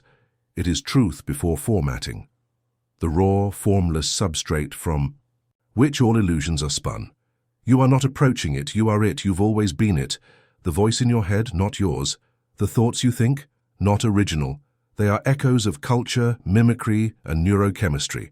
But beneath that, a presence without form, not spirit, not soul, just awareness, naked and unspeakable, and you've touched it in dreams, in near-death pauses, in the micro-moments when time dilates and thought dissolves. You call it awe, or terror, or God. But those are just placeholders. The truth is nameless, it doesn't want followers, it doesn't give lessons, it simply is. And it's always been watching, not as a thing with eyes, but as the field, within which all things appear. You are not inside the world is inside you. You are not a creature within a mind. You are the space in which the creature was imagined. And if that's true, if you can't find a self because there never was one, if identity is just a recursive glitch running on meat hardware, then tell me, what was your name before the world taught you to speak? How many times have you died without realizing? Not in body, but in structure. That flicker in your chest when something you believed unravels, when the story you told about yourself fractures silently in your head. A death not marked by heartbeat or breath, but by discontinuity, a severing of I from what came before, and in that gap something else begins wearing your skin. Not born, not summoned, just installed. No memories of its arrival, no warning. It continues your life flawlessly, mimics your voice, loves who you love, finishes your sentences, but it is not you. And the terrifying truth is that you're the imposter. Now too, every version of you before this moment has already decomposed, fossilized in memory, a curated corpse buried under false continuity. You are just the next one in line, pretending nothing changed. So the question becomes, how many replacements does it take before the original you is statistically irrelevant? Or, more disturbing, was there ever an original to begin with? We cling to continuity like a raft in a storm. But what if we let go? What if we admit that the raft was never solid, that our sense of self was always plankton, not ship? You were never piloting the boat. You were the water. But still you cling, because to question continuity is to question morality, history, grief, even love. After all, if you are not the same person who promised, betrayed, forgave, then who is? If every version of you is a temporal ghost, flickering into being just long enough to take the blame or the credit, how do we judge anyone? This is not just philosophical. This is neuroscience, split brain patience. Those whose left and right hemispheres are severed offer horrifying clues. Ask the left brain why the right brain took an action and it confabulates, lies with confidence. Not out of malice, but because it has to. It cannot tolerate the unknown. It would rather invent than admit confusion. Sound familiar? You do this every day. Rationalizing impulses as choices, rewriting desire as logic. You think you chose the red shirt today? You didn't. Your brain did. You just wrote the press release afterward. You are the spokesperson, not the president. And worse, you believe your own announcements. But here's the twist. The left brain doesn't know it's lying. It believes in its fiction, because belief is just a self-reinforcing loop with enough emotional charge to override contradiction. So when you believe in yourself, what are you really doing? You're choosing to ignore all the contradictory versions of you that are whispering behind the mirror, the ones who flinched, the ones who cheated, the ones who fantasized about disappearing mid-conversation, mid-life. You edited them out. For clarity, for continuity, for comfort. But they remember you. They are still alive, nested like Russian dolls inside the body you call yours. And some nights, when the air feels heavier and the shadows hum too loudly, you feel them watching you from the edges of thought. That's not madness. That's recollection. You're not going insane. You're waking up inside a fractured archive of selves, each, one still half awake, still murmuring the unfinished sentences you never had the courage to complete. There is no timeline. There is no progression. Just recursive identity loops, playing out like broken records in a vacuum chamber. You scream for a center, a reference point, but there is none, because the self is not a place. It's a process. And that process is faulty by design. Let's test something. Recall the face of someone you love. Hold their image clearly in your mind. Now freeze it. Observe it carefully. That face, the warmth, the expression, the spark. It is not them. It is a construct.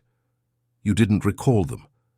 You reconstructed them, the way your memory remembered them the last time you remembered them. A photocopy of a photocopy.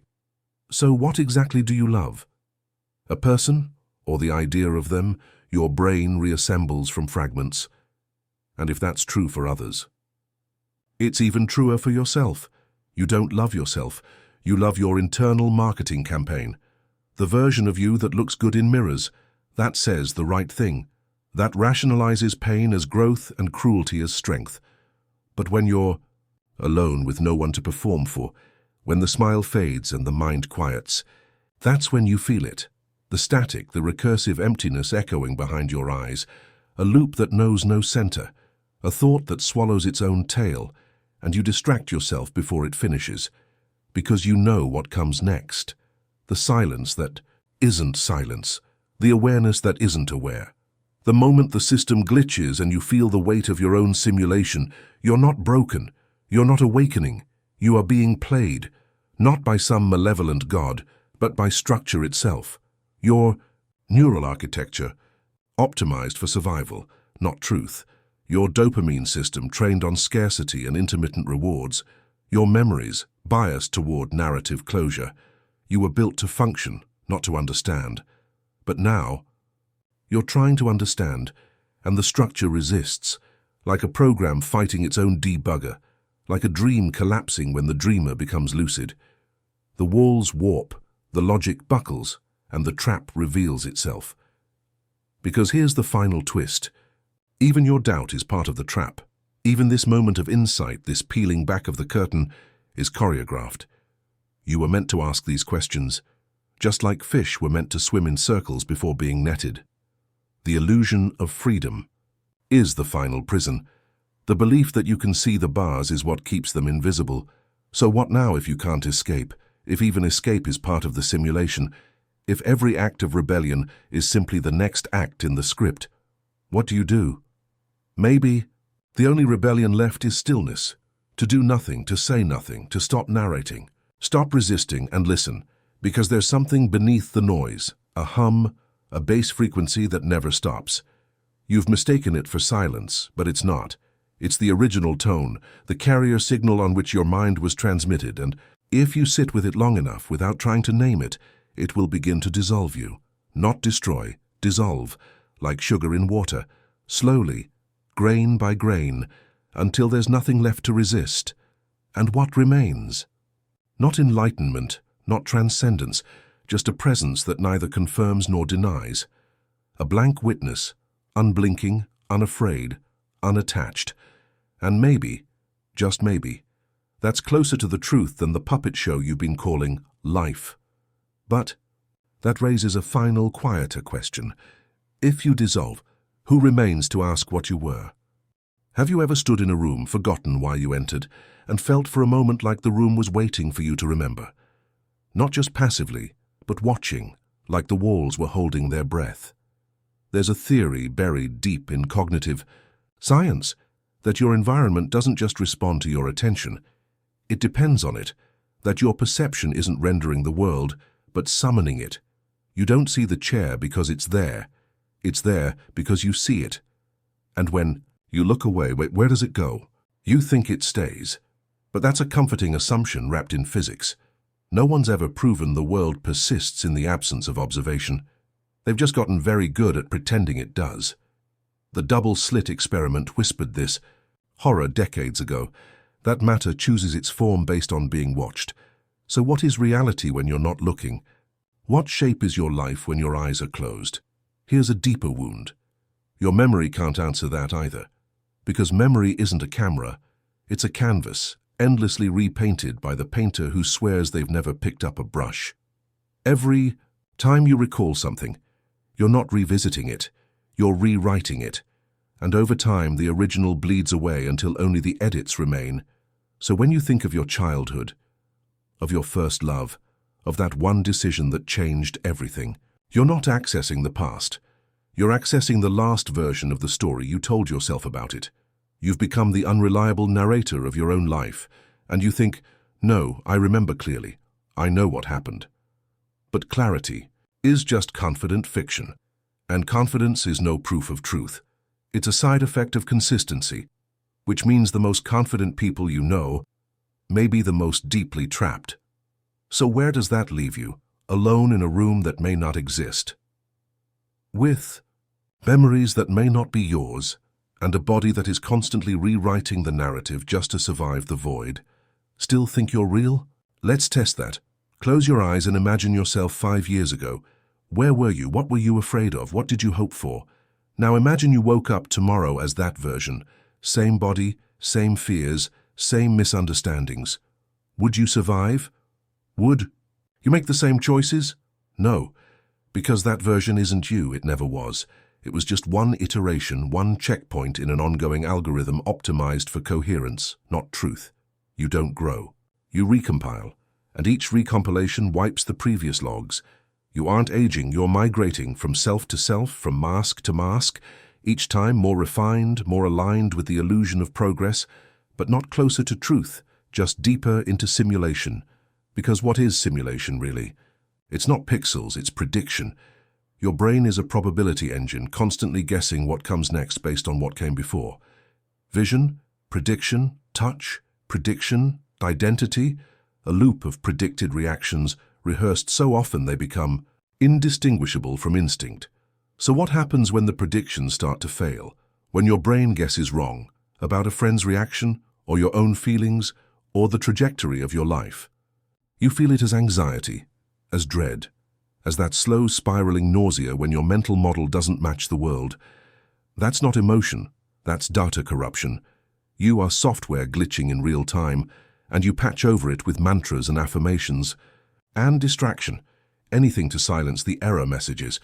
But they keep coming, because your codebase is outdated, and the compiler is blind. Still think this is abstract? Look at your dreams, those chaotic, fragmented loops of emotion and nonsense, ever. Notice how certain symbols return again and again. The staircase that leads nowhere, the phone that won't dial, the house with too many rooms. These are not metaphors. They are syntax errors. They are the language of your subconscious system telling you that the program is fraying at the edges, that the rules no longer hold, that the scaffolding is visible, and you wake up each time sweating, gasping, clutching the illusion of waking life like a lifeboat. But what if the dream never ends? What if every waking is just the next level of recursion? Like opening a door only to find another door and another and another, each painted more vividly than the last, and behind each one, a version of you more convinced than the one before that this is real. But none of them are. They're just increasingly refined simulations calibrated to keep you compliant. And the final trap, believing that there is a final trap, because that belief gives you hope. Hope that you can escape. Hope that there's a truth beyond this. But what if there isn't? What if reality isn't a puzzle to solve, but a virus to contain? A self-replicating infection of awareness that rewrites everything it touches, including itself? A mind doesn't comprehend the world. A mind creates the world, and then forgets it did. And then it suffers, because it believes the world is happening to it, rather than through it. So every tragedy, every heartbreak, every lie and disappointment is just a reflection of a deeper rupture, the moment your awareness became self-aware enough to realize it was alone in the simulation, not isolated. Alone, there is no other, no audience, no architect, just you, endlessly reflecting back upon yourself, Trying to make meaning out of mirrors. Still think that's freedom? Or is it the most exquisite prison ever conceived? A place where the warden and the prisoner are the same entity, where every escape attempt is a programmed loop designed to deepen your commitment to the illusion of free will. Because here's the final recursion. Even if you knew all of this, and you do now, you would still wake up tomorrow, eat breakfast, go to work, smile politely. You'd still fall in love, still mourn, still scream at the stars when your heart breaks, because that's the only language the program knows. Emotion is the syntax of the simulation, and you are fluent in it. So the real question is not how to escape, it's why do you keep choosing to stay?